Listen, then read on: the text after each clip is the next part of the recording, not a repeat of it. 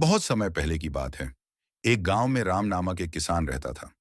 वह बहुत परिश्रमी था और अपने खेतों में अनाज और फलों की खेती करता था। उसके चार बेटे थे, रवि, अर्जुन, सूरज और करण।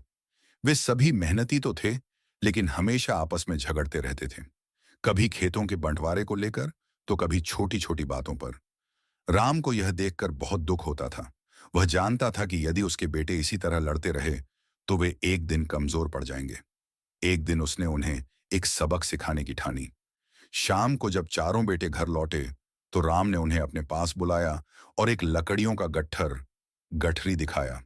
उसने सबसे बड़े बेटे रवि से कहा, बेटा, इस गट्ठर को तोड़कर दिखाओ।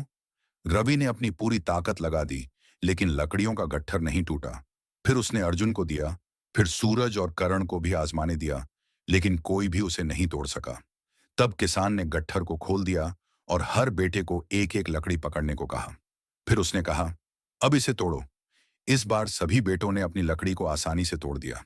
राम मुस्कुराए और बोले, देखा, जब ये लकड़ियां एक साथ थीं, तो कोई भी इन्हें नहीं तोड़ सका, लेकिन जब इन्हें अलग किया गया, तो वे आसानी से टूट गईं।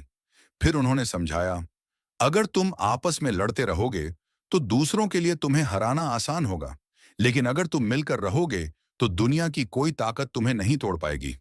चारों बेटों को अपने पिता की बात समझ आ गई।